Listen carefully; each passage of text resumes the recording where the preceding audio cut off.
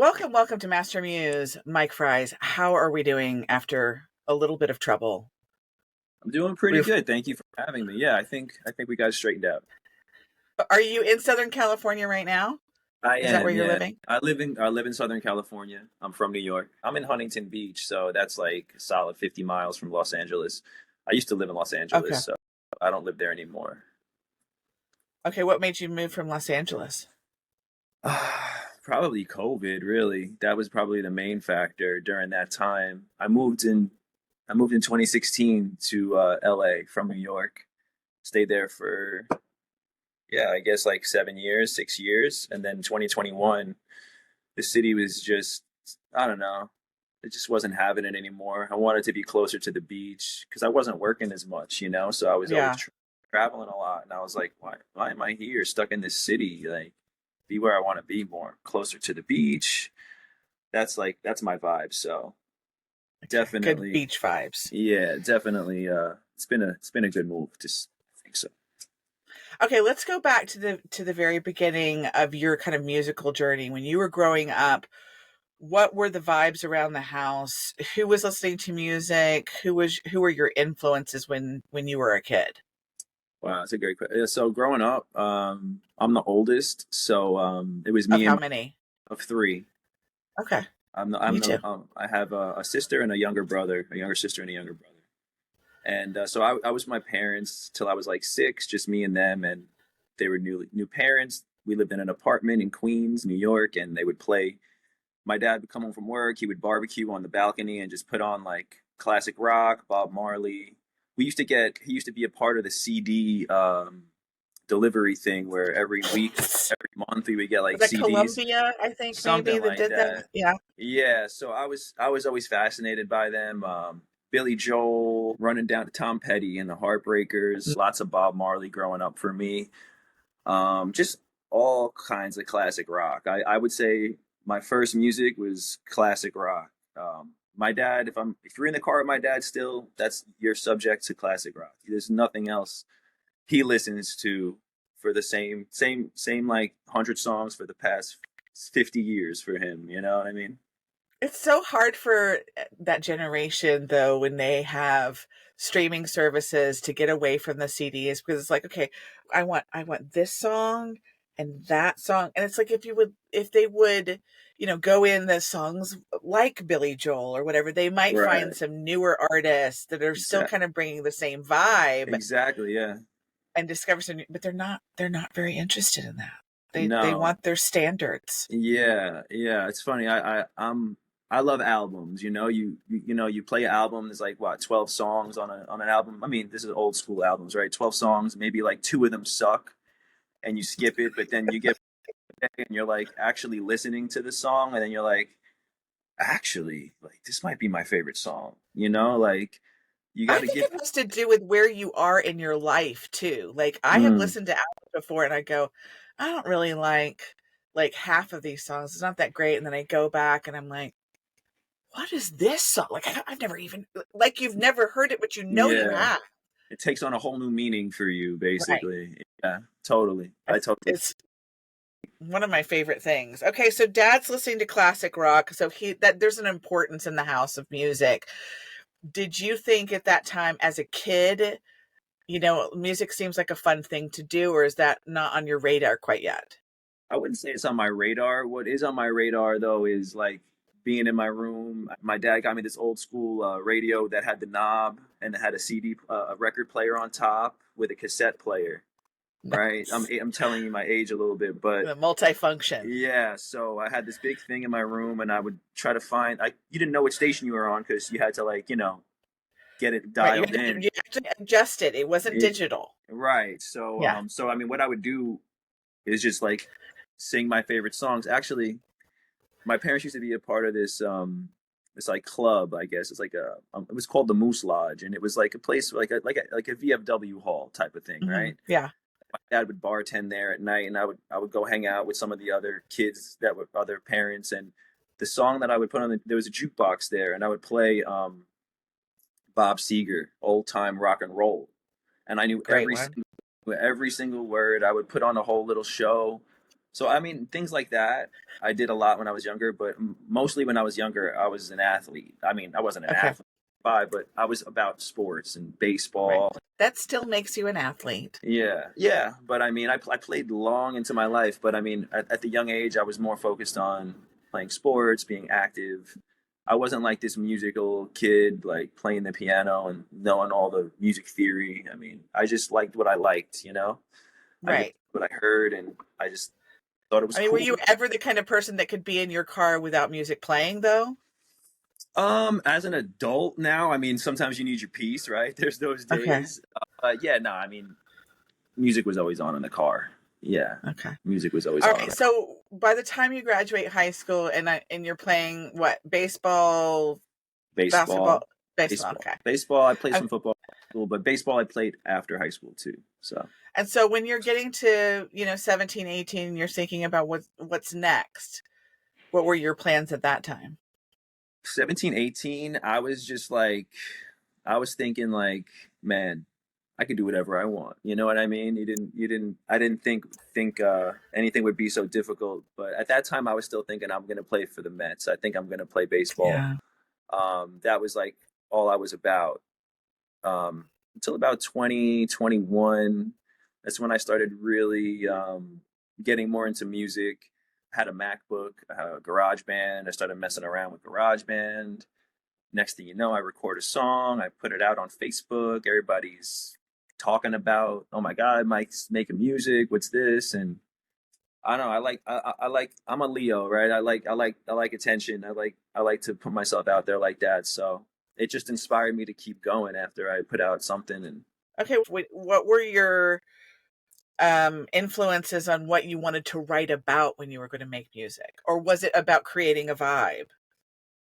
it was about, I think, what started getting me into writing, because writing songs like poetry and stuff like that, that's stuff that I've always enjoyed in high school.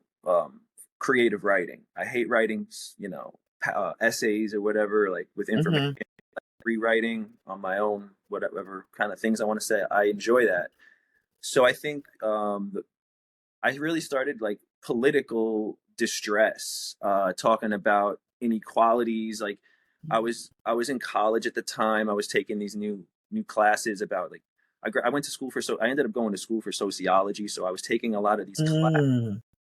realizing the truth about things, and you know, It's a so little shocking. it is. So that's I think I remember one of the first songs I ever wrote. I don't. It never even got released or anything. But me and my sister work. My sister has done some stuff with me. It was a song called Governmental, and I don't remember exactly. I just remember the chorus was like corruption, destruction, the lies that we have trust in, and something like that. So it was about expressing my feelings about what I felt like was the truth about what people kind of need to know in order to get their lives on track, kind of just giving the information like, hey, like you should be aware of this stuff a little bit more. I was 12 or 11 or 12 years old and 9/11 happened, and from New York. I was in New York. So a couple of years after that, YouTube is popular. Like, check out this video, that video, the government this, the government that. So even before sociology, like my friend circle, we would kind of sit around Dunkin' Donuts watching YouTube videos and just kind of like, wow, this is fucking crazy. Like, just kind of putting you on that. Well, at least for me, I took it as like, wow, this is like, yeah, of course, people are like, oh, this is crazy. People are just, this is just made up stuff. But for me, it's like, I feel like if somebody thinks something, somebody else thinks something similar, like there's got to be some little bit of truth there. It's not just Right. complete, like it's not, it's coming from somewhere. You know what I mean? So take it with a grain of salt, but also try to put the There are pieces. some basis of truth. Exactly. Yeah. So that's like where my initial songwriting and on the music, I think that's what I really, my goal was to like let people know, like, hey, life sucks. You know what I mean? So deal with it, kind of, or here's the information that I know, and it's not fair or whatever. Fight the About the power, injustice. Yeah. kind of like And revolution. kind of stuff, basically. And were you hoping, I mean, did you think that was the direction that you would continue to go, is making music on your own, or were you hoping to collaborate with other people? Or what did you think the kind of the direction of your music at that time, or was that not important then? Yeah, I mean, I definitely wasn't thinking like long term at that time, like where am I gonna go? But at that time, I feel like it was like every once I did a couple of songs, it would be like every single day. All I would think about is like after work or after school or whenever I had time, I'm going into my room. I'm gonna record. I'm gonna write. I'm gonna record. I'm gonna write. I'm gonna record. I'm gonna write. And it was just it was like that for like 3 years. Just that was it. And like I don't think maybe like one or two of those songs made it out to the public. You know, it was just me and myself. And yeah, I didn't think that, but I also as I kept going, I thought, I was at the time I was really into Drake. At the time Hmm. he was becoming his first album and stuff, and it was like, man, I could do that. You know what I mean? Like I could do that. He's not saying anything crazy. I understand what he's saying. So then it turned into like, yeah, I want to make music that people like, and I think there was a long period of disconnect and also a big chunk of time just finding yourself again, balancing what it started with and what people you finally realize like, hey, I'm putting out these songs about these deep feelings about government problems, and people are basically either laughing at you or just saying, who cares, bro? Because they're listening to whatever they like. So then it's like, wait a second, I want people to care. So let me make something that people like. And then you start going off the deep end and, talking about big booty, big booties and, drinking whatever on the weekends. And it's like, is that really what it's about? But like when I went to school for sociology, my thesis paper was about pop culture and music and how high and low culture, like how high culture basically steals from low culture and just like the blend of it. And also a big inspiration at that time was Lady Gaga of mine. My girlfriend at the time was a fan of hers, so I knew a lot of her music, and just the way she presented her music, I was like understanding the deeper parts of it, and I started to see like, man, like even though these people are surface level, like just dance, like Lady Gaga, just dance, da, da, da, da. Right. There's a lot of layers there. And I think that's when I started really learning like the artistry of like words, and words have power, and choose your words carefully, and things like that. So yeah, that's kind of where that portion of my life went. I wasn't really thinking like, oh, I'm gonna keep writing these songs. I kind of fell off, and it's been a roller coaster of just, being in the moment with what your feelings are, and letting your life play out too. I think that's I mean, that's it's not a linear journey, no matter, even if you wanted it to be. Like for the people mm-hmm, that go, I want to do music, and I've known that since I was 5 years old. I mean, if I've learned anything from the two handfuls of interviews that I've done, is that no one has the same path, and it's not a straight line from A to B, which mm-hmm, is fine mm-hmm, as long as you're continuing. I mean, I want musicians to continue on in their journey. I want them to mm-hmm, continue to grow and develop, just because I feel like we need it. We mm-hmm. need. So, do you feel like your music has maybe not more so of a political vibe, but a justice vibe? Or are you trying to educate as well as inspire and entertain? Yeah. Or was that So, just in the beginning? well, in the begin, like, so, yeah, I think in some way it's kind of come. I wouldn't say full circle, but it's coming around the circle. Because I made a lot of music after that era of just like, let's just make fun music that people might like, and then I moved to LA, and then I became very sad, right? Because it was so sunny and everybody's so happy, and if you're not good, then you're bad. You know what I mean? It's like every day's so sunny, you think it would be great, but it's like, damn, I just want it to be rainy so I could sit inside and do nothing and not feel like I'm like, doing something. So, I moved to LA, a lot of adult responsibilities hit me hard, realized, the And how reality. old were you when you moved to LA? I moved to LA, I was 26. Yeah. I was 26 when I moved to LA. I mean, were you coming out to LA? You're like, this is how I'm going to make it big. If I'm not in LA, I'm not in the space that I need to be in. I'm going to find the people. We're going to do the thing. Like, did you have big dreams when you came to LA? Yeah, so after I graduated sociology, took me a while to get my bachelor's degree. I went to go do a studio recording technology program. So that's another thing with the music. Ooh. I also am an engineer. I'm a sound engineer I and a pro. want to be one so bad. Yeah, so So after bad.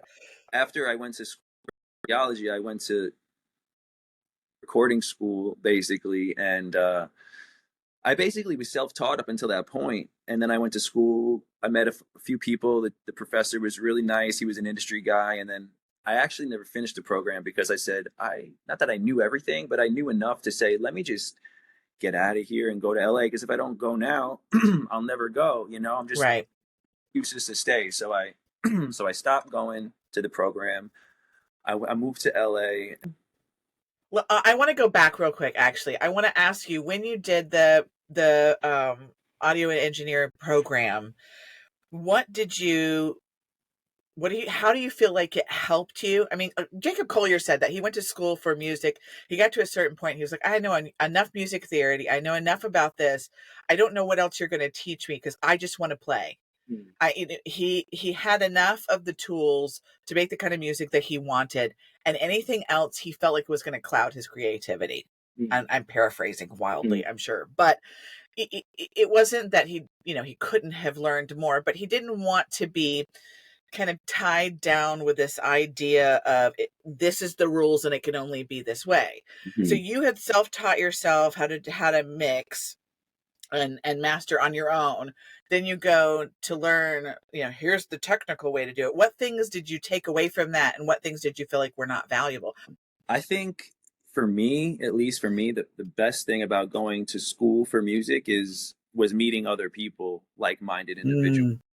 Mm, I met a couple of kids. I'm not really close with them now, but we have made some music, and I do kind of keep in contact. But I mean, one kid was a really great piano player, and he would sit there before class, and he would just play the piano, and I was just fascinated by like how the hell do you do that like so easily? And then another kid was like really into drumming and playing the bass, and I did a couple of songs with him, and just seeing other people's journeys, mhm. for me, that was really good. And in terms of the actual material, one of the things that kind of has held me back with my music is like I don't know a lot of music theory. I don't know how to play multiple instruments. Like, yeah, I played the saxophone in elementary school. I self-taught myself to play the guitar. I could play basic chords. I don't have the greatest singing voice. I took vocal lessons, but it's not like I can belt out like Adele or anything like that. So I feel like when I went there, I was thinking like, oh, I'm gonna know exactly what to do. This is the teacher's gonna tell me exactly what I need to know, and then I realized like he's kind of just telling me what I already know, and basically saying these are the in terms of mixing, right? These are the tools. This is an EQ. This is a compression. This is a reverb. This is what it does to the sound. Now go do what you want with it. There's no rules. It depends on what you're doing. It depends on who recorded it. It depends on what sound you want. Like you can't tell me this that my song sucks because the EQ that I chose is wrong because it's my choice. It's my flavor. Right. You know. And I was always worried about like when people would hear my songs, like, can you listen to my song? And I'd be like, oh, is it good? Like, does it sound the right way? Is it right? Is it right? Does it sound like it's right? And it's like, I mean, it's just What is right? preference, what is It's there is no subjective. right. Yeah, and it's for me it's very hard because music for me is so vulnerable for me because like I really do put a lot of my heart and soul into everything that I make, even if it's something stupid, like it's meaningful to me. And a lot of It's times you. It a is lot you. it, a lot of times the meaning doesn't come like this happened to me yesterday. I listened to an old song and I'm like, that's what it means. You know what I mean? Like it makes sense now. It didn't make sense 5 years ago, but it makes sense now. And it's like, I think, that's the thing that I learned about school is like, you're going to make connections. If you want to make connections with people, go to a program. Don't expect to learn anything that you weren't willing to teach yourself. You know what I mean? Mm. They're not gonna give you the answers. They're gonna show you the tools, and they're gonna say, "Go ahead and figure it out on your own." And that's why whoever sound is nice. Like that's why Bad Bunny sounds that way, because that's the way he sounds. You Hmm. know, that's not because he's trying to sound the right way. He's just sounding like something that he wants to be, and it's working for him. And some people it doesn't work for. It just takes a lot of trial and error, you know. And And be willing to fail at it. basically, yeah. I mean, did you have a hard time with that portion of it where you can hear it in your head? Like sometimes when I go to sit down, I can hear something in my head, and then I'm like, I play the piano, so, and I'm getting down and I'm like, where is what I'm trying to find? Because I can't even, I couldn't hum it. I couldn't Hmm. hum what I'm hearing, but Hmm. I hear it, and then suddenly I'll find a note and I'll go, oh, that's where it starts. And then and I can kind of move there, but it's like a hard thing to explain to someone, even if you're musically minded, even if Hmm. you know a lot of theory, what sound you're hoping to put on top of this other sound to make it sound this certain way that you can hear the full thing in your head. Did Hmm. you struggle with trying to find a sound that worked for you? I did actually. Not until I would say kind of recently, I feel comfortable saying that like this is a Mike Fryz song. Like it sounds like me. Mm. And to be honest, I think one of my biggest influences in creating my own sound is Kanye West, because I'm a huge Kanye West fan and his music has always spoke to me. And in my mind, sometimes I'll be making a beat and I'm like totally ripping him, right? In my mind, I'm like, I'm totally taking from this song or something, these sounds. And then I'll show somebody and they'd have no idea that it's coming from him. You know what I mean? Like you're drawing from people, you know, the same thing with ideas. Like it's like they're not your ideas. They're just ideas that they just run through us. It's just I don't know how to explain it, but it's about finding just the right pieces and making confident choices. I think is the biggest thing for me, right? Making confident choices. If you want a certain sound, for me, I used to be like, I'm making a beat and I'd be like, oh, I want to start with this sound, and I'm like, oh, I don't like that sound anymore. Oh, now it's like I'm gonna pick a sound, I'm gonna stick with it, and I'm just gonna build around it. You know what I mean? And make that confident choice, like because if you don't make the confident choice, the listener will know, you know, even if it's Right. not right in front of their face. It's like it sounds that song is good, but it sounds like I don't know. But if you just hit them with that heavy bass and it's like rumbling and it might sound like an engineer might say, you know what, that bass is really loud, Mike. You might want to lower it. It's like exactly that's my point. Exactly, the bass is bothering you. That's my point, right? It's the point, and I think just making confident choices is help me make a sound. I think. I mean, when you first started out, though, I would imagine that you were doing a lot of those. Okay, well, I like that one, but oh, I don't know now. This one sounds even better. And I've talked about what it takes to build confidence. And I spent a year going around asking people, what do you think makes you confident? What do you think builds confidence? And what the repeating statement was, doing hard things. That's what it was. People attempting something that they'd never attempted before and getting through it. Whether it was completely and totally successful was irrelevant, but that they got through it. So it's like, even if you decide it's like, I'm gonna climb this mountain. It's 10 miles. I've never done it over a mile and a half, but I'm gonna work on that for the next 6 months. You do the 10 miles and you're like, well, shit, I could do 15.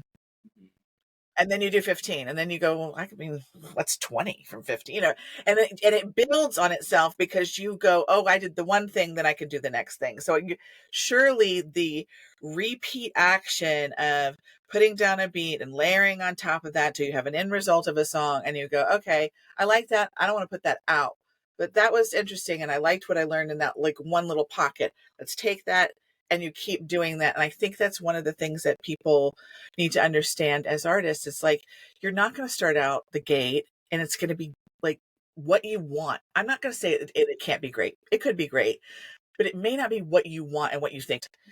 Okay, so you come out to LA, you've got big dreams. you start, did you hook up with anybody immediately? Did you have a hard time kind of making your circle in LA at first, or what was it like? Yeah, it was a struggle. I mean, first thing was like how to, because I moved with my ex-girlfriend at the time. We just basically didn't have a place to stay. We rented an Airbnb for a month, and we were like, we'll figure it out. We'll get a job, and we'll figure it out. She was an actress at the time too, so she had her reasons to be there as well. And so I ended up, I was lucky enough to get a job within the first 2 weeks. So that was great.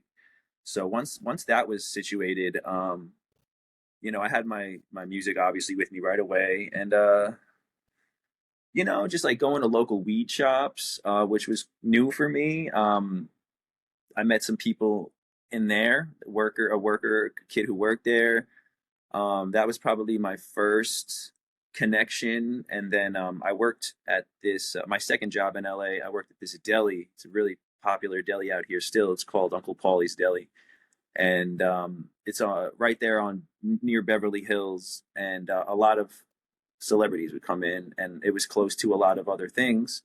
So I used to actually, random ass side note, I used to make desserts for that deli. I made cheesecake and cookies and brownies. I had like this little side. Nice.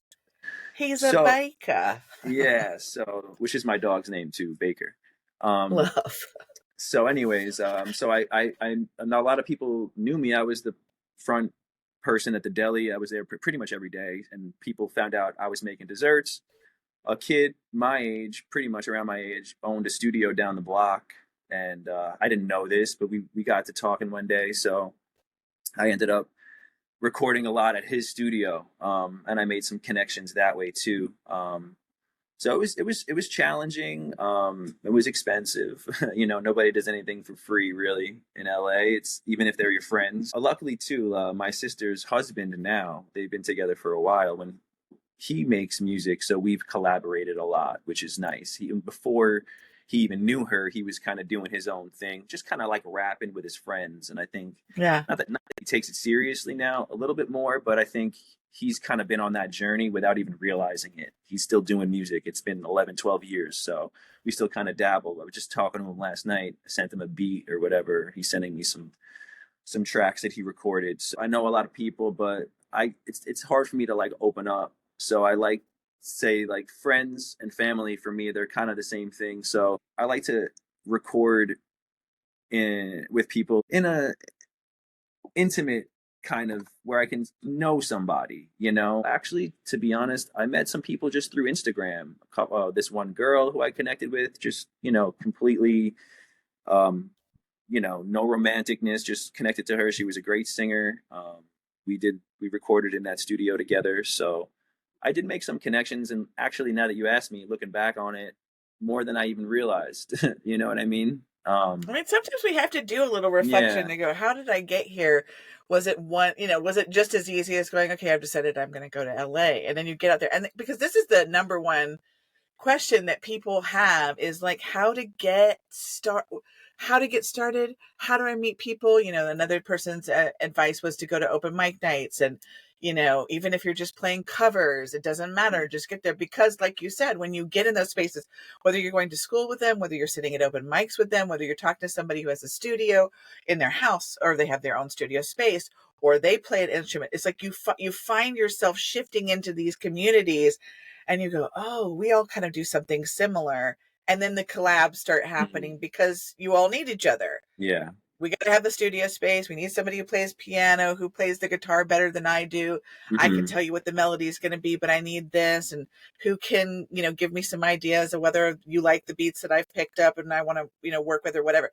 But it's amazing how quickly you can find like-minded people. Yeah. And I also think it's because you've opened it up to the universe where you're going, this is the thing that I'm doing. And then just people start coming. Yeah. And then on another note, though, being in LA, you'll see everybody's an actor, everybody's a Right. musician.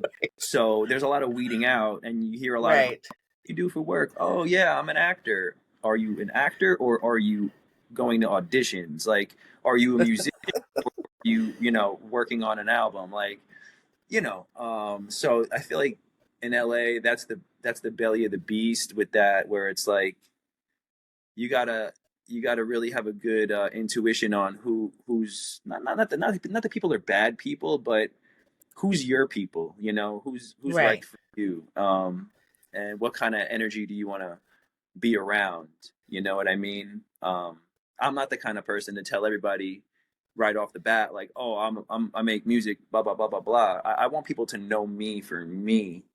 Right. You know what I mean? And not that I'm embarrassed to say it or anything, because I used to probably be more, but now it's more like I want to make sure. And it's funny because I'll catch myself saying things to people, and I'm like, wow, that's actually like a lyric I just said. You know what I mean? And they're like, yeah, that's totally true, Mike. And I'm like, you see, you fuck with my music, then in my head, I'm like, I know you're gonna fuck with my music if you're listening to what I'm saying. You know what I Right. mean? So yeah, so that's it's kind of a challenge in LA. Like I said, everybody's, you know, everybody can play the guitar, everybody's a singer, everybody's an actor, Okay, everybody's a how do you vocal. weed them out? Is it just getting with them and seeing what they're really like? I mean, what kind of skills do you feel like you've developed in LA that you wouldn't have had you stayed in Elmont, New York? Well, I mean, being from New York, you know, I grew up with a lot of different diversity of people, so I think that definitely helped. Like, but I guess you just start to know. You get energy, you get vibes. I mean, if you don't get the vibes, then I'm sorry, then maybe you don't know, you know. But intuition, you know, it's something you really can't teach. You know, eye contact is huge. You know, and eye contact. Mm, Well, just like if people talk to you, are they looking? Are they listening? Or are they hearing you? You know, right. do people want to ask me questions, or am I just asking people questions? You know, I mean, these everybody's. seem like really simple things, but for people who aren't naturally intuitive, it's really important. Mhm. Yes, pay attention to eye contact. Yeah, Yes, pay attention to what they're not saying exactly. or not asking or not sharing. Like, you've Right. shared a little something and then you go, well, what about you? And it's like, oh, well, and it's all this generalized Mm. nonsense. And you're going, okay, well, it was nice to meet you, buddy. Have a great day. Like, Exactly. Yeah. a lot of people that have a hard time with that, they think everybody's genuine. I would imagine for certain people going out to LA or even, even Nashville or New York, that the differences in the way that the culture works in that state or city is hard to navigate. Is that part of the reason why you chose to leave, or was it just because you're a beach boy? I would say yeah. It was almost like been there, done that. You know. I grew up in Elmont, Long Island, which is maybe a 20-minute ride from the city or so without Yeah, you traffic. guys have got the USB arena now. Yeah, I've exactly. actually been there. When I looked it up, I was like, I feel like I've been to Elm. That's Why would I crazy. have been to Elm? And I was like, oh, the USB arena. I went there and It, saw Harry Styles, his last see, show in 2021. that gives me the chills because where I grew up, it was like the middle of nowhere, not in the middle of nowhere, but it was like the outskirts of the city where nobody even knew existed. And now Elmont is like taking on this life with the arena and stuff like that. Like the city's kind of spreading outward. So yeah, that's interesting that you said that because nobody ever knew about Elmont before. Yeah. Before And I knew it as soon as I saw it. I was like, I know that city. I remember walking down. It was brand new. it's Like like it was the five. very first event. Yeah, it's like an 8-minute walk from where I used to live. And like growing It's up, crazy. I would have killed to be close where I can go walk to an arena to see a show. Right?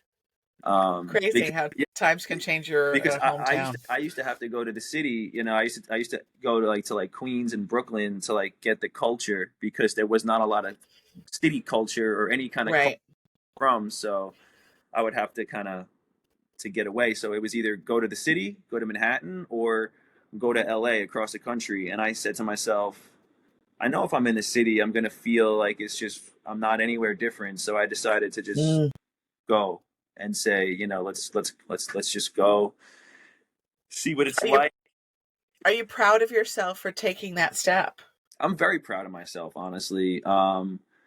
Very proud because I remember when I was talking to people about moving in my life in Elmont, they're like right away, they're like, "You going to LA? What do you think? You think it's better there? You think it's better there than here? What do you think you're gonna make it there? You know, you think you're gonna do something?" And I'm just like, Yes, I do actually. I do think that, and maybe your small ass minded self would look outside the box for a little bit because you spent 45 years here and your kids are going to spend 45 years here, and maybe you should get out of the box a little bit. You know what I mean? And I'm proud of that because my sister ended up moving to California after that. My parents moved to California after that. Did they really? They did, and my brother still lives in New York in the house that I grew up in. I'm not sure if he's going to move out here, but I feel like not that it's because of me, but it's because of me. You know It what is I mean? because of you. And I I mean, opened it's the people opening a door, yeah, the interview that came out last week, Shannon Dukes, she left home at 18 to go to college, and she went from a little town in Ontario, Canada, to Australia wow, at 18. And we're talking, and I was like, hold up, quick question.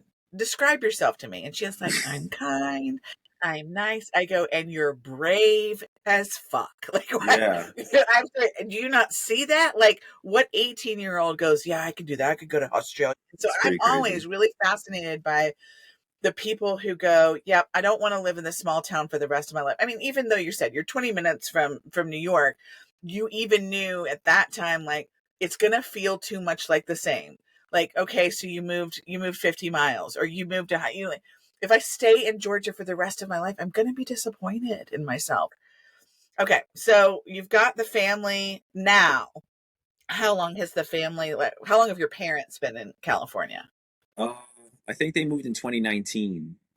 Okay, so right before the pandemic, thank God. Yeah, yeah, it was crazy that that happened. It happened like perfectly because I remember sitting in my parents' house, seeing the whole whatever with the COVID stuff, and I'm just like, I mean, if my dad was stuck in New York, he would definitely wouldn't be as healthy as he is today because he's walking around every day. So it's Oh, I love that. yeah, it was a Go mom blessing. and dad. Yeah, it was definitely a blessing for them to be out here. And it's funny because before I moved, actually, my dad's not a very emotional man, and he said to me, maybe a couple of beers deep, he said to me, Mike, I always wanted to get out of here when I was younger. Never knew that.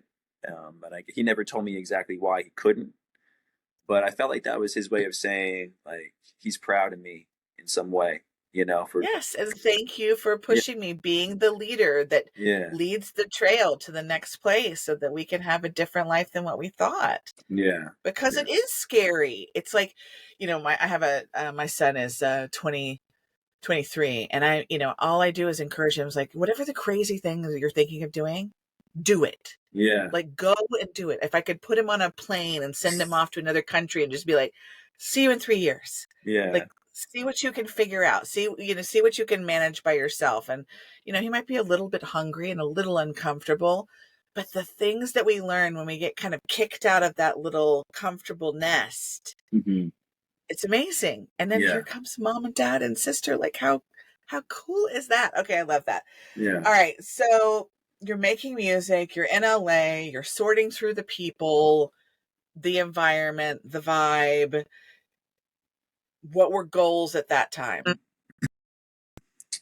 Well, the goals, uh, the goal was to be quite blunt. The goal was to be famous, right? That was probably the goal when I got on the plane to move out here. I was like, I'm gonna do this.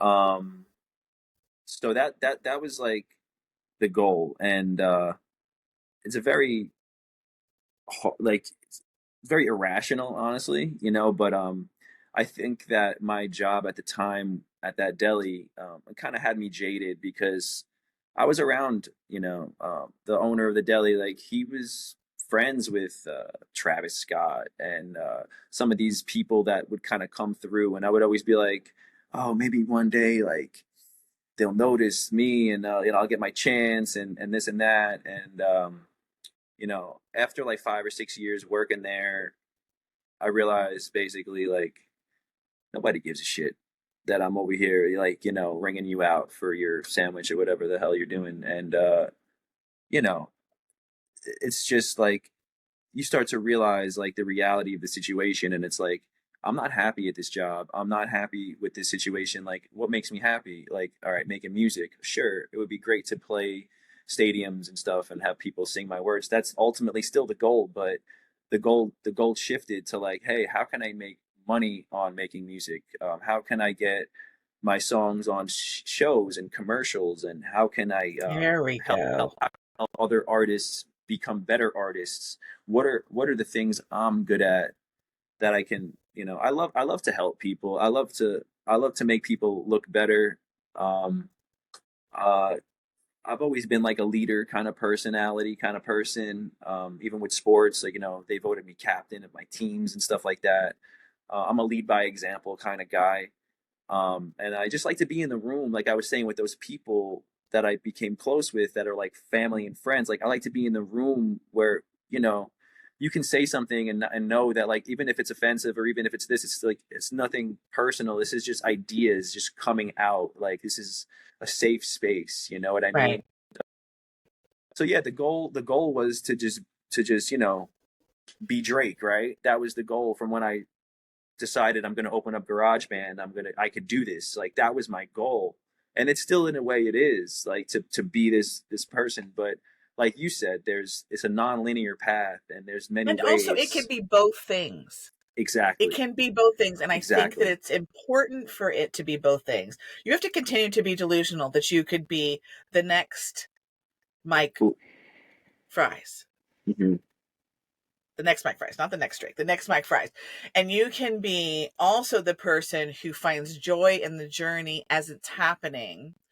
And you find every way that you can to take music and insert it everywhere that you can in your life with as many people as you can and find contentment in that moment. That doesn't mean that you've settled for less.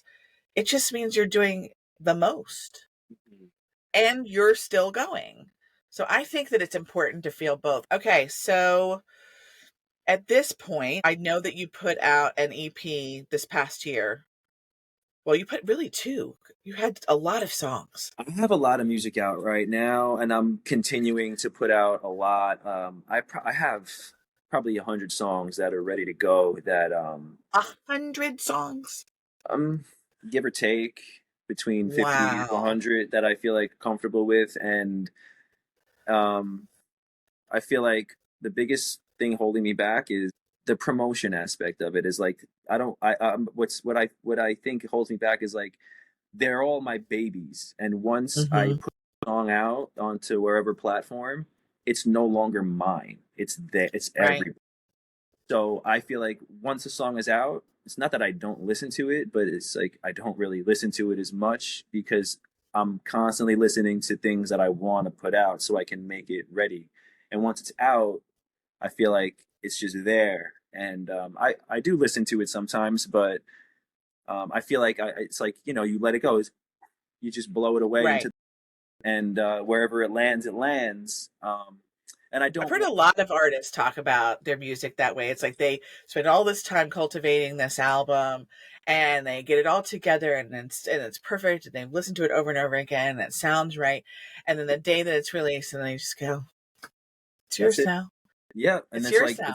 it's all over, and then all that, it goes away. But I'm trying to get better at it, and I just I'm caught between wanting to put a lot of energy into like um promoting a track, and rather than just putting out one every week and just saying next, next, and next. Although I Right. know maybe that's a better chance for one to stick. Um, we talked about albums earlier. I'm an album guy. I know the majority of people aren't going to sit there and listen to 10 songs I made. Maybe a few will, but I don't want, if I put out 10 songs that I love in an album, I don't want three of them that are really good to get lost because nobody wants to get to seven, eight, nine. You know what I mean? They just Hmm. do three. So it's about logistically, like, am I going to put out the album? Do I have the cleared samples? There's some samples I don't have cleared, which I'm concerning. I don't want to get taken down. But I think I've been getting a lot better at putting out some of this music. Like, there's a song on my Spotify, "No Gravity." Um, Hmm. that song, I actually made that beat, wrote that song in 2014, and I put it out Wow. 2020 and 2021, I think, or something like that. Maybe no, only a year and a half ago, so not even that long ago. And I was sitting on it forever because it wasn't my vibe, whatever that meant. I don't know. I listened to it. I built up some confidence and some courage, and then I had put out all these songs that I made. That was the time when I started making, because there was a time where I was just writing and getting beats from other people. And then when I figured out my sound is when I said, you know what? I need to make my own beats. I need to make my own music because this beat is good, but it's not what I want, you know? And then I had to teach Yeah. myself how to make it sound the way I wanted. So once that started happening, I feel like I hated it because it was too much vulnerability, right? Now it's like, you don't like my words, you don't like my beat, you just hate everything I do. Before it was like, if you don't like my words, at least the beat is good because it's not mine. There's nothing to be scared about. But once I started putting out, because now every song I've released since then, I've made the beat for everything. So now it's easier for me to feel like this is all mine. I could actually say less on the song because I can let the music speak for me, because it's not like Joe Blow over here making it just because he wants to make a good beat. It's like, no, like I made this beat around what I'm doing. Like there's actual concepts involved now. So Good so yeah, job. so thank you. So I mean, so I have a lot of music that I want to put out this year. I made this EP last summer. I think you might be talking about Heat Wave. Yes. Heat Wave was a new. It was like that was a project that I did, kind of like a new concept for me. It's like dance music. There's none of my vocals in there. It's all sample vocals. Everything is from Logic. All the vocals from Logic samples, and I just kind of made this like summer vibe basically. I just wanted to make feel good music, something that people can just kind of put on and just forget that it was on, just kind of have it as Yeah. not dance music but not, just like pool party music, I guess, or whatever. Right. Like So that, upbeat, chill. yeah, chill vibes. I like that kind of vibes for Yeah. myself too. So that was that. And I've been working on this other album that's untitled, but I've already released one song, and another song is coming out with the video, and then I have another three. I'm going to release three songs from that album. um Already one is released. That one is Straight from the Source. If you've heard that song, Straight from the Source, is off of this album, which I believe I'm going to call it The Revolution Theory. Mm. And that was inspired by the movie Lucy, with Scarlett Johansson. I don't know if you've ever seen that Yes, movie. I have not seen that. And I think somebody suggested it to me recently. And I was like, okay, put it on the list, put it on the list. So basically, I am not a big movie watcher. I don't like to watch movies because I don't like to get my ideas stolen. That's what I say. Because every time I watch a movie, I'm like, that's what I was thinking. So I just like to keep my distance from other people's like creative property, so I can say, even if I stole it, I didn't do it on purpose. It's too many times. I'm serious. Too many times that happens. I'm like, I thought, man, what the hell? So, Love it. but I love it.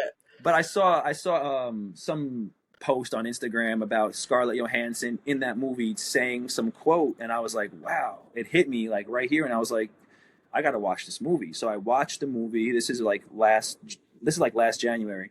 I watched the movie alone, and then I was like, immediately I was like, I have songs for this. And then I made 3 or 4 more songs to like complete this album. I took some of the monologues from the movie, that I have in beats, like, they're like, it's Yeah. like and yeah, I have this whole concept about like finding yourself, spirituality, like higher power.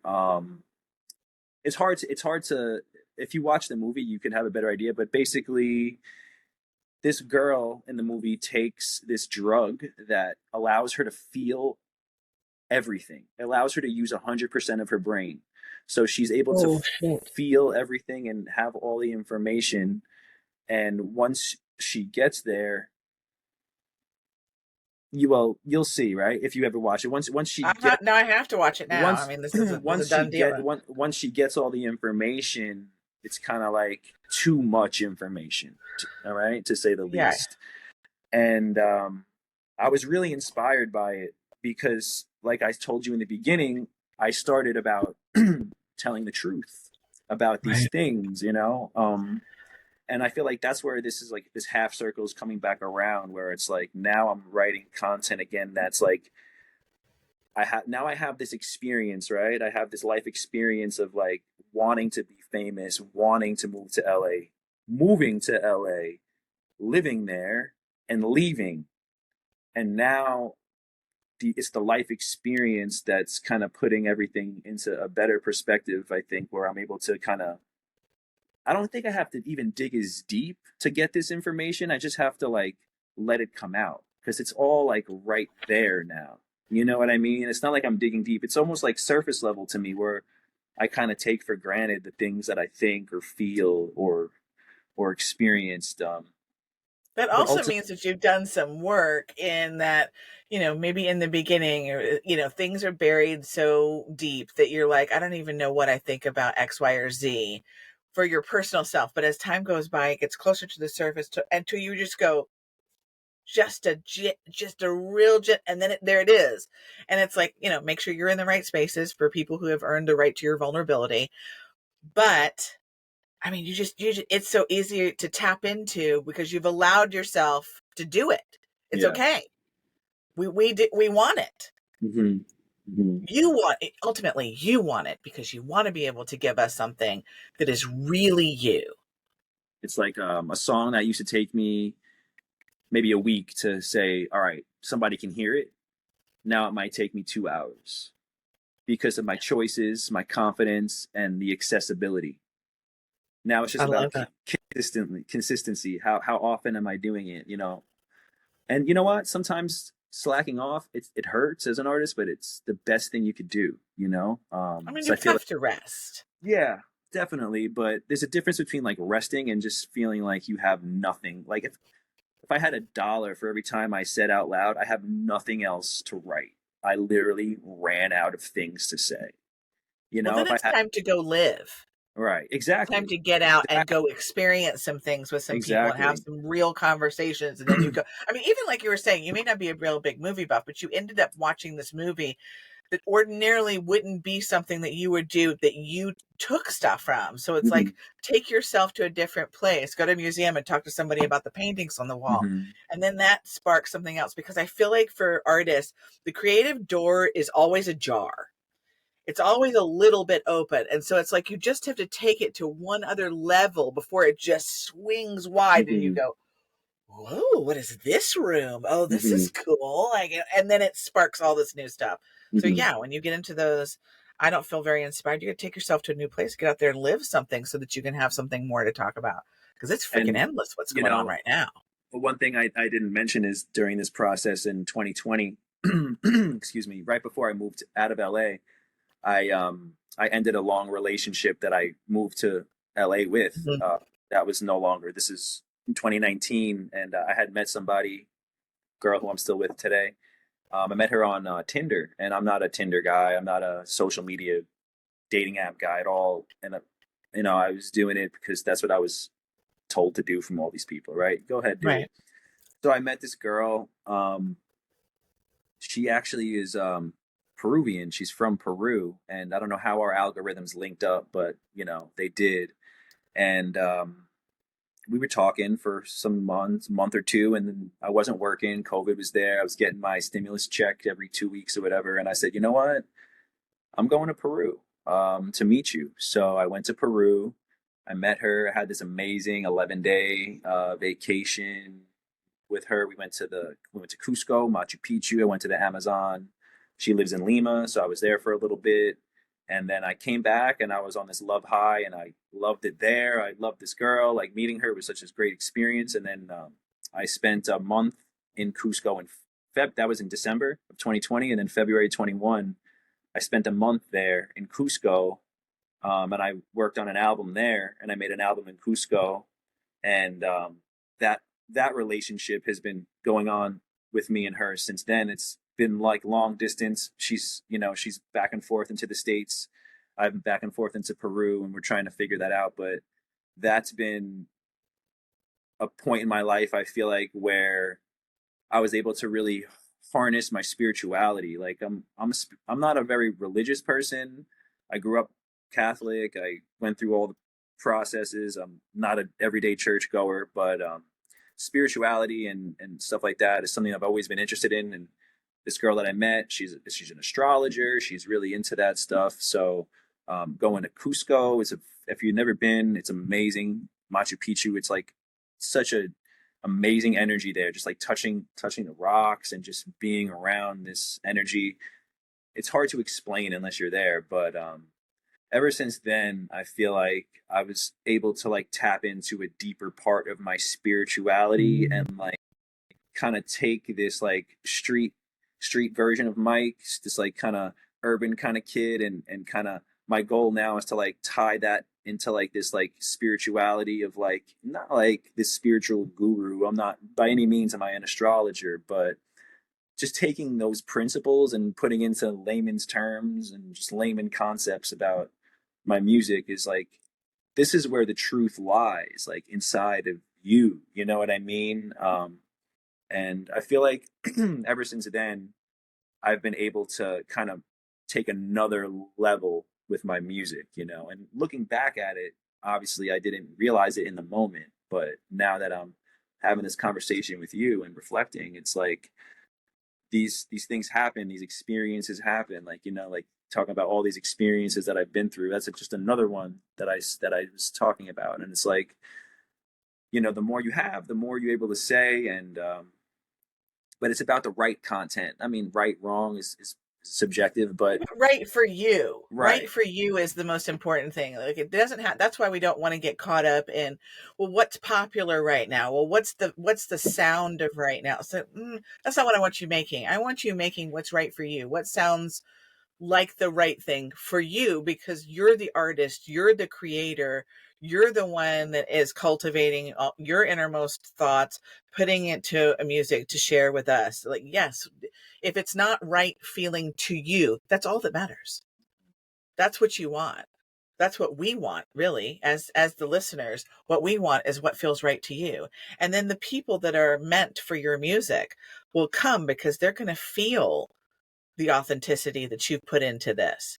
Okay, we're going to take a break real quick and we're going to, I call these my rapid fire questions, my 7 rapid fire questions. They are neither rapid nor fire. They're just 7 questions in a row. I don't know why I called them rapid fire because they often take quite some time to answer. They're also, I was told last time that I should tell people they're not easy questions, Okay. but that makes it sound like they're hard and they're not. They will make you think. But in some of them, not at all. Okay, what is your ideal vacation? Now, this could be a place, or it could be things that you do, or it could be both. An ideal vacation for me is somewhere where it's very, very hot. I'm sweating and there's a beach close by. Nice. That's really the that's the foundation of it for me, Yeah, to say the true beach least. boy. Okay, tell me your most favorite concert that you've ever attended, and one that you would like to attend. I was at the Billy Joel's last play at Shea Stadium. Um, Besides the fact that I'm a big Mets fan, I grew up Billy Joel. He's a Long Island kid, just like myself. I relate a lot to him, and on top of that, it was literally the last show because there was like 3 last shows, but I was at the very very last show. And I mean, Sir Paul McCartney came out, Garth Brooks came out, Steven Tyler. I mean, it was just like it was a huge. I mean, I also went to the VMAs one year, so that was kind of cool too. But Ooh, I I bet think that's fun. I think that Billy Joel was even a little bit better because you had like Billy Joel fans there, and just you know, I think that was definitely. I think it might have been my first concert too. Now that I'm thinking about it, um, Really? and then one that I would like to go to, um, you know, one that I really regret not going to, I could say is what's his name? Same guy I couldn't think of it. Tom Petty. He had a Mm-hmm. concert in a Hollywood Bowl right before he passed away unexpectedly, right? And I spoke to my dad because my dad likes him too, and we were like, yeah, it wasn't actually his concert; it was a part of a festival. But Mm-hmm. I would have loved to see Tom Petty play Oh. one time. That's hard. Yeah. What's an overrated and also an underrated holiday? Like Over, Christmas or Thanksgiving or Valentine's or St. Hmm. overrated Everybody's Halloween. always got the overrated quick. Halloween.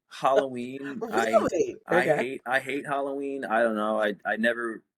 I don't know if I was traumatized when I was little or something. I don't think so, but I don't know. Just people dressing up. It's just not my thing. I mean, I don't know. That's for me. It's overrated and Okay. underrated. Underrated holidays. Fourth of July. Fourth of July. That's like Christmas in July for me. You know, it's like pinnacle summer right there. I think it doesn't get enough love. That's Yeah, in you can be hot on the you can be on the lake, you can be at the beach, yeah. you can yeah. Okay. Weird food combo that only you enjoy or something that you think is really decadent and delicious that we should all try. One or the other or both. It's up to you. Weird food combo. Oh man. Um, I don't know if I don't know, weird, I guess, but trying to think. I mean, I love chocolate. Anything chocolate is like What's the all for weirdest thing you've had dipped in chocolate? the weirdest thing I've had dipped in chocolate. Um, crickets in Okay. Mexico. I Yeah, almost said that and I was like, don't say that because yeah, you don't yeah, know. yeah. Okay. Crickets in Mexico City. Actually, yes, that's that. You could go I don't there. know Yeah. if I would do that, but maybe. I think I ate a mealworm once because my boyfriend at the time was like, just do it. And I was like, I can do it. Okay, whatever. Um, what is a personality pet peeve that drives you crazy in other people? And other people. Hmm. Uh, I don't know, like the right word, but uh, like aggressiveness. Like one of my friends growing up, he was my best friend at the time. Whatever, like just like this dominating, like aggressive, like I'm always in charge of everything. You know, trying to make other people like always trying to make other people look bad. You know, like we would get drunk. Intimidation. Like get drunk and he'd be like, "Hey, drink this," and it'd be like a bottle full of piss or something. It's like I don't like those kind of people who always want to make everything, you know, put everybody down to kind of bring themselves up. That's an extreme, Bullies. yeah, bullies, but even more so than that. I just arrogant. I Yeah. mean, you know, just dismissive of feelings, non emotional people, people who are scared to cry freak me out. It's very strange. I really would like to move past that, y'all. Come on, guys. You can do it. Emotions are okay. It'd make you feel better. You wouldn't be so mad if you'd cry Yeah, every once in a while. a Let little us know bit. how you're feeling. You just Yeah, gotta let some of it out. a little bit. Okay, what is the kindest thing anyone has ever said or done to you, for you? The kindest thing. Hmm. Mm,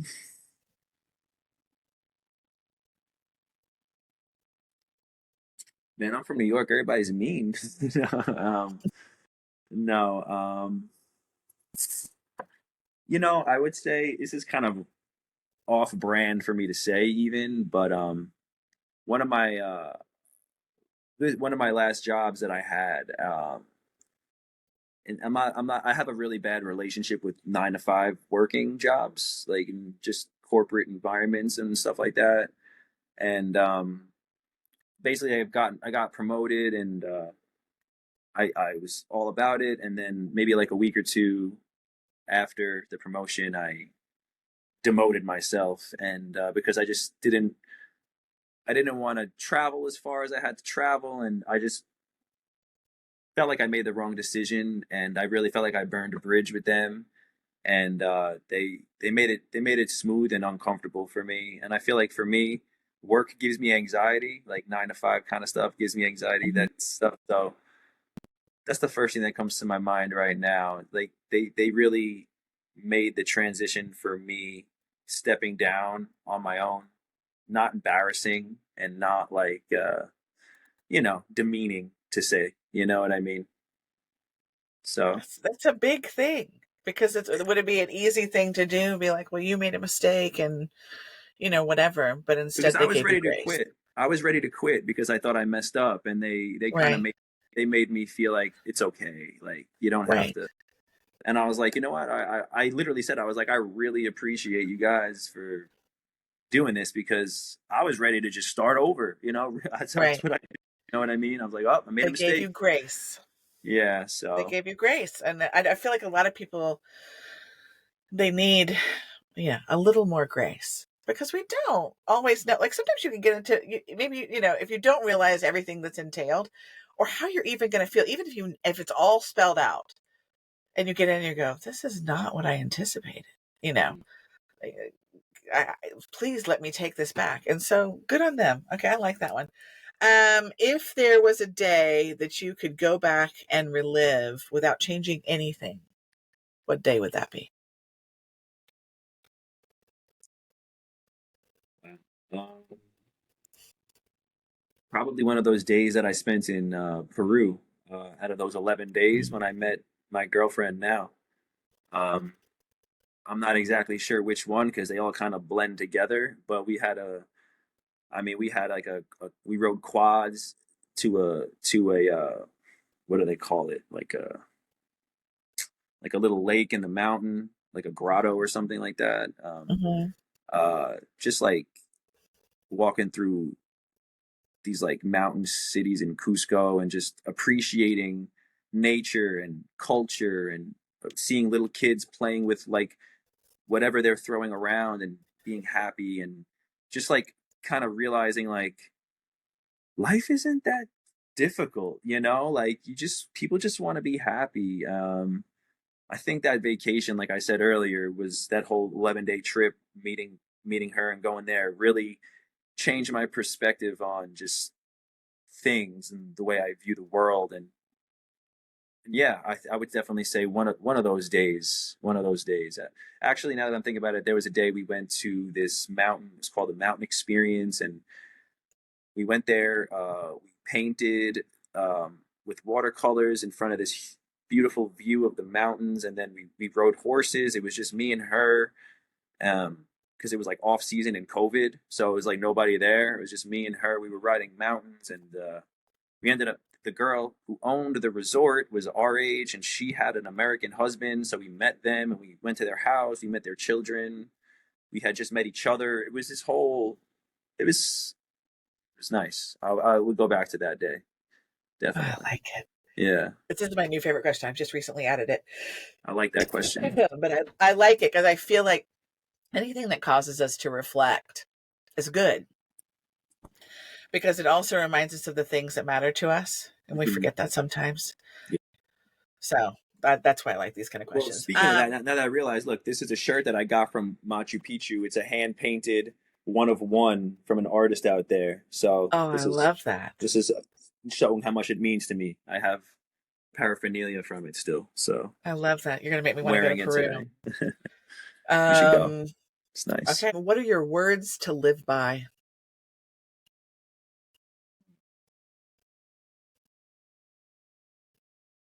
I got to be careful, right? Because words are my thing here. I was saying how important word choice is. But Um, sometimes I think people get caught up in this. Think about where you are right now, and there's something that you keep saying to yourself, and you say it frequently to yourself. who cares? Just do it, There we go. Just like that. just like that, right? Who cares? That's right. My dad. I have this quote here. My dad. This is in German. My dad doesn't speak German, but that's his side of the family, and it says "Das Leben geht weiter," which I believe translates to my dad saying all the time is "Life goes on." That's right. Life goes on. Things happen, tragedies happen, good Right. things, bad. But guess what? Tomorrow you'll wake up and you gotta do it. Reset. Reset. Reset. Do it again. You can do it. You could do it. You can do it no matter what happens. And My then actually, I have this here too. And then I'm thinking about it. This is my first tattoo. My mom wrote here. This is my mom's handwriting, and it says "Follow your heart." Because So that's the only heart that I mean, really. I mean, unless you're a really shitty person, and then please don't follow your heart. Please follow someone else's. We do need to say that because there might be somebody, I don't know who's listening, that's a horrible person. If you're a horrible person, you should probably keep listening because I'm talking to good and wonderful people. But we need to be paying attention. We need to be paying attention to how we feel, to our intuition, to where our heart is leading us, and less giving a rat's ass about the likes and the follows and the who thinks this, that, or the other, and just keep focusing on the direction that we're going. This has been a very fantastic conversation. I appreciate you so much for taking the time to do this with me. Thank you so much. I enjoyed every second of it. Honestly, it was great. It's one of the first for me, so I hope there's It's a more. lot of fun. Yeah, it's a lot of fun. I love talking. I love to answer questions. So Well, I hope that as you move forward in your journey, that you continue to find yourself scratching the surface of your vulnerability in a way that gets you excited every day that you wake up, and that you continue to put people around you that feel like family, whether they're your friends or they are your family, and that you find people along the way that are willing to be vulnerable with you in the spaces that you need them to be. thank you so And I wish much. you all of the success that you could possibly handle, and that if people come in your way that disturb your peace, that you find a way to just swiftly move them quite along. Great. And I just want to say one thing too. Whoever's watching, whoever's listening, if you enjoyed and want to hear some of my new music, I am releasing a new music video on February 1st at 10:20 a.m. and it is the last song on the album that I'm working on. The song is called Alive and Vibin'. So that'll be out. That's my next project. So All right. guys, check it out. Well, thank you so much for being with me today, Mike Fryz. I really enjoyed it, and I'll hopefully talk to you in the future with some other new project that you have going on. Thank you so much. It was nice talking to All you right. too. Bye. Bye-bye.